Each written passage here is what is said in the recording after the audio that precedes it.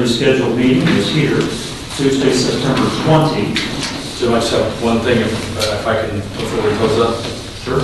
I'd like to read a letter into the record, if you wouldn't mind, please. I sent this all to your emails a little while ago, including me, but I'll give this to John as well. Anyone else that would be invited.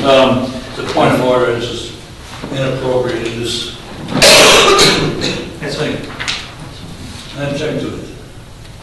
Has nothing to do with city council, and they have no reason to be here and talk about it.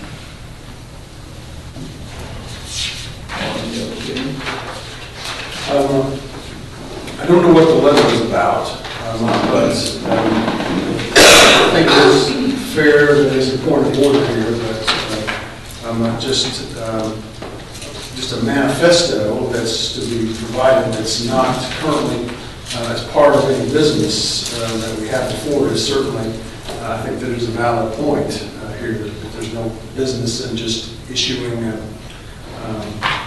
declaration. This may not be the appropriate time to do that, but as you as the presiding officer certainly have the discretion to allow it. You've already provided a copy to the media? I've provided a copy of it here.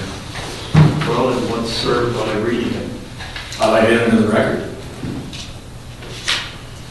How long is it? That's just this page. That's 2 pages? Front page and the conclusion of the back. Still inappropriate.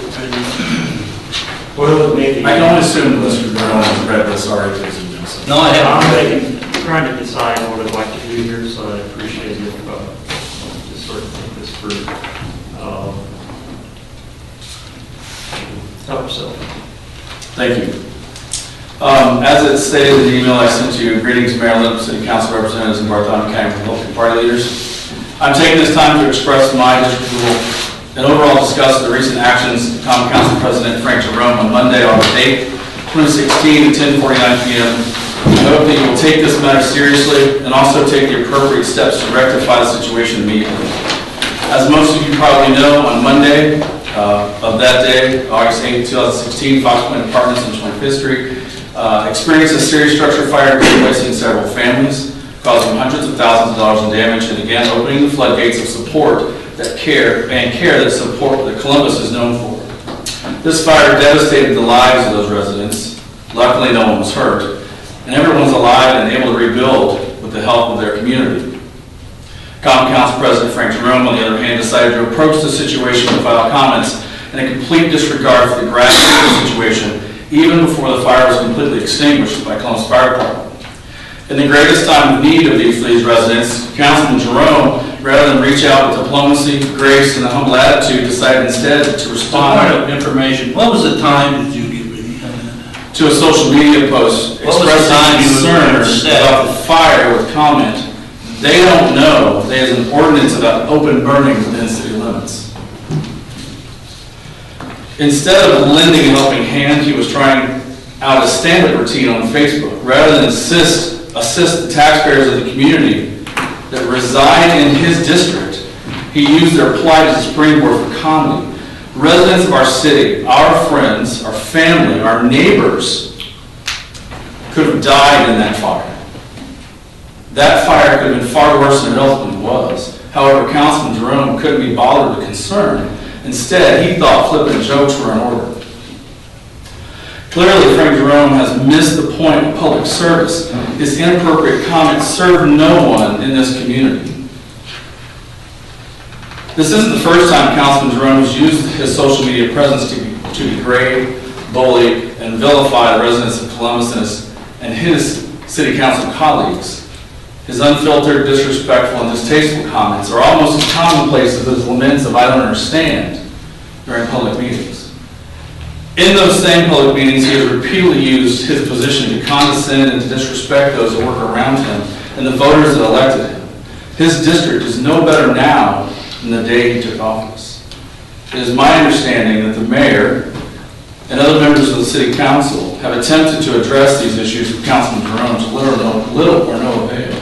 That's not It is my understanding that city council believes, that there was as little that can be done, and is easier and more beneficial in the long term to go along and get along, in an attempt to work with Councilman Jerome down the road without stirring anything up.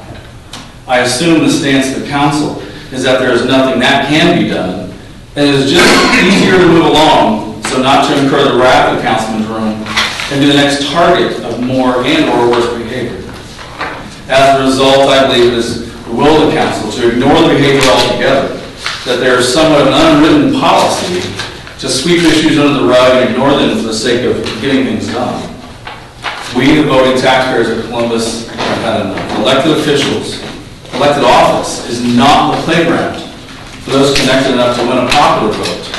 Your individual elected offices should be held in much higher regard, and accordingly you should hold those that serve around you to a much higher standard. Mayor Lennox was correct in his campaign when he said the tone starts at the top. Unfortunately, we the citizens of Columbus are experiencing a tone that is deaf to the public, silent to the critical issues within the community, and blind to the scandal, corruption, and disrespect of the voters and taxpayers of our community. I call for a public and unanimous censure of City Council President Frank Jerome for actions that are not representative of the city he lives in, the city he serves, for the blatant and utter disrespect of the people who elected him. Additionally, I call for his immediate removal as president of the Columbus City Council, with stipulations that he's never to hold or never to be allowed to hold that position again.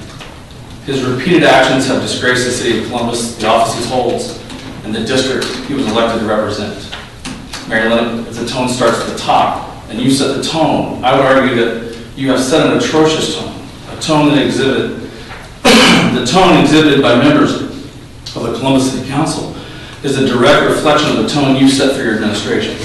If no action is taken on the issues presented to you, it will signify your acknowledgement, approval, and lack of interest to correct the behaviors. Your complacency will make you just as culpable as Councilman Jerome's actions make him. I look forward to your thoughts, responses, and plan for corrective action. Thank you. Well, I'll note that we let you speak tonight. Thank you. Our next meeting will be scheduled for Tuesday, September 20th, 2016 in this chambers. We'll skip the first September meeting, which is September 6th. September 6th. So if you show up, you'll be alone. If there's no other business to come before the council, I'll entertain a motion for adjournment. So moved. Second. Been moved and seconded that we adjourn. All those in favor, please say aye. Aye. All those opposed, please say no. Motion carried. We adjourn.